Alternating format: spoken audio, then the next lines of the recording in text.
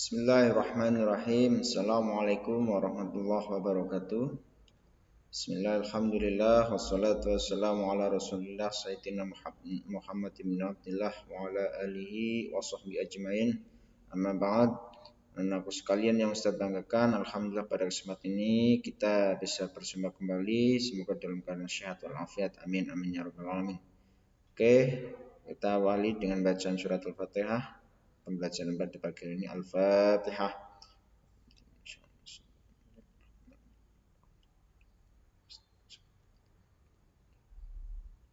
Terima kasih disampaikan anak-anak sekalian. Pelajaran yang ke-6 ini kita dilanjut, yaitu indahnya saling membantu dan hidup rukun. Tentunya kemarin kita sudah membahas terkait dari membaca dan menulis surat Al-Maidah dan surat Al-Hujurat. Kemudian pelajaran pertemuan yang kedua ini kita akan bahas terkait daripada arti dan isi surat Al-Maidah dan surat Al-Hujurat. Oke, langsung saja.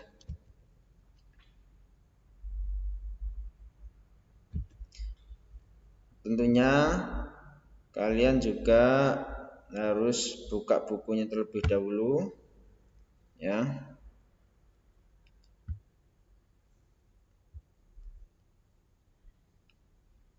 Oke. Mengartikan surat Al-Maidah ayat 2. Kita artikan secara putus-putus sesuai dengan artinya. Bismillahirrahmanirrahim. Ya ayyuhalladzina amanu. Wahai orang-orang yang beriman, la tukhillu sya'airallah. Janganlah kamu melanggar syiar-syiar kesucian. Wala syahrul haram, dan jangan melanggar kehormatan bulan-bulan haram. Walal hadi, jangan mengganggu al-hadyu, artinya hewan-hewan kurban. Walal qolaida, dan qolaid artinya hewan-hewan kurban yang diberi tanda. Wala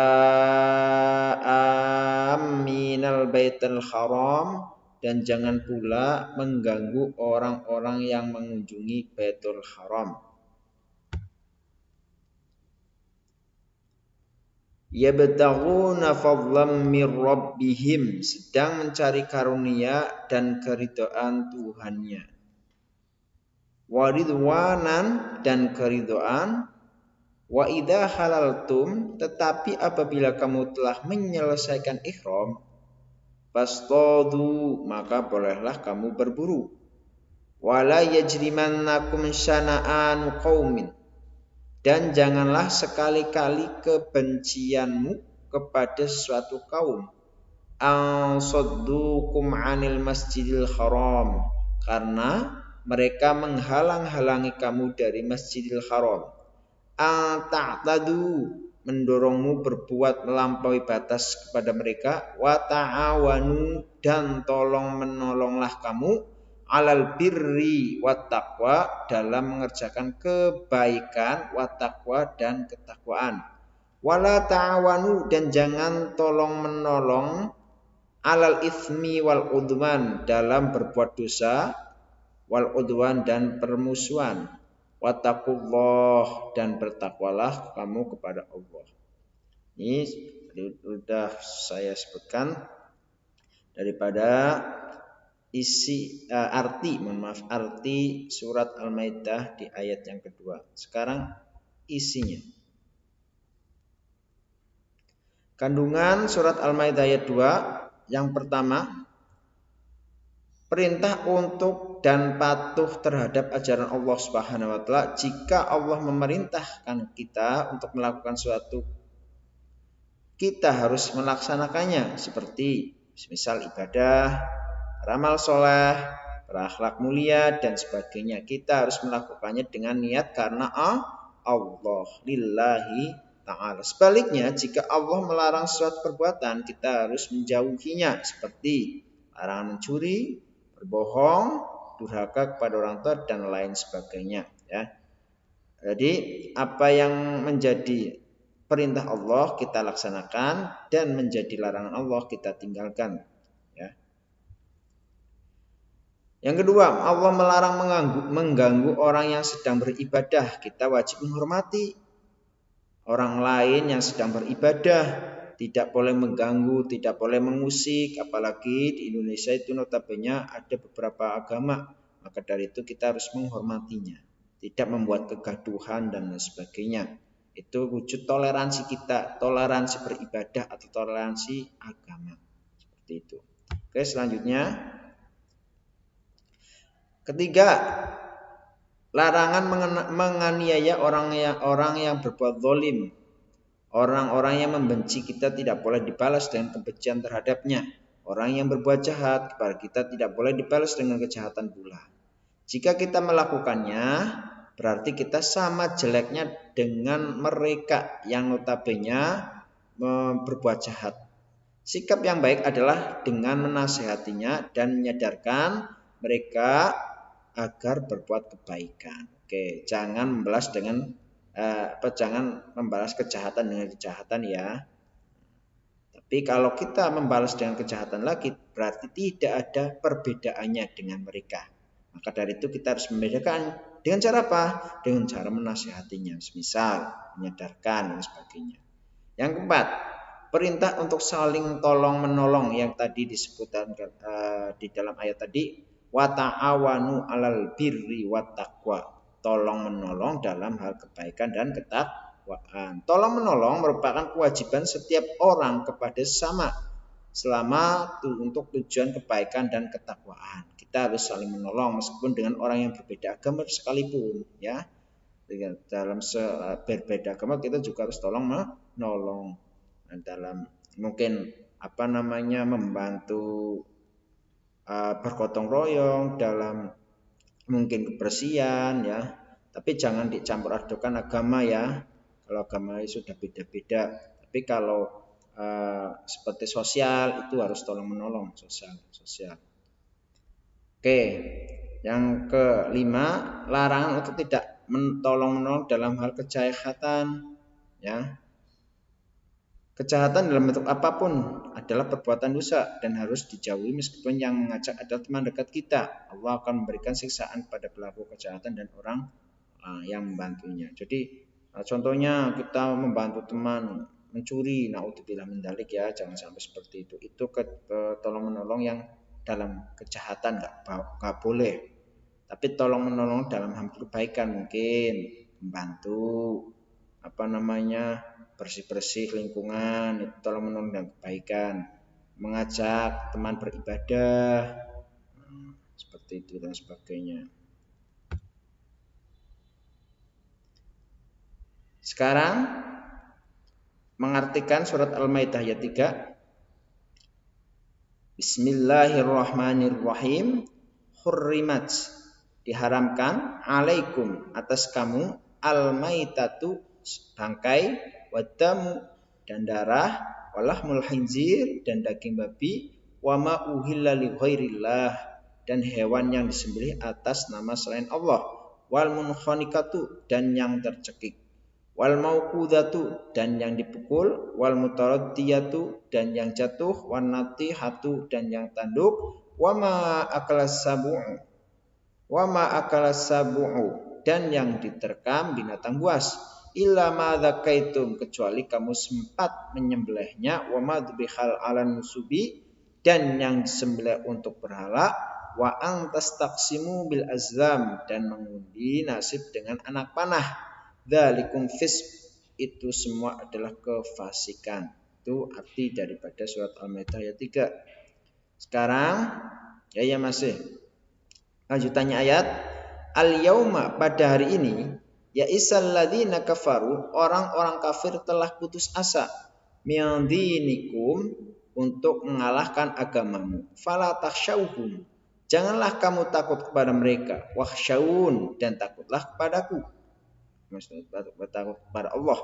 Al-yauma, pada hari ini, akmaltu lakum, telah kusempurnakan untuk kamu, dinakum, agamamu, wa atmamtu alaikum, dan telah kucukupkan kepadamu nikmatku. Wa raditu lakum, dan telah kuridhoi al-Islam madina, Islam itu sebagai agama bagimu.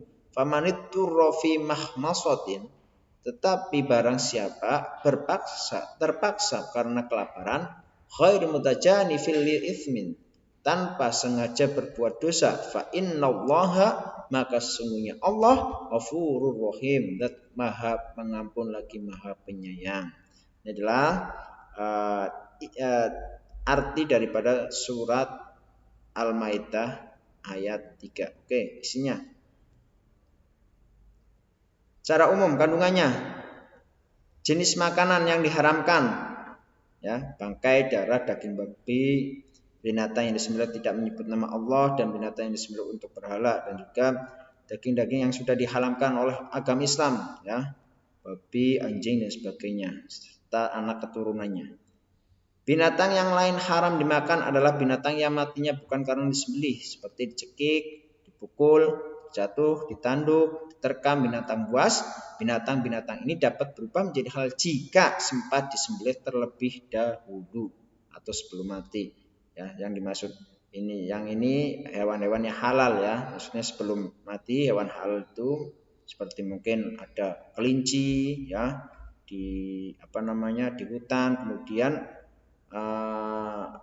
kamu pukul lah sebelum nggak sengaja kamu pukul, akhirnya mau meninggal, sebelum meninggal kamu sembelih terlebih dahulu, boleh, ya, sebelum mati boleh.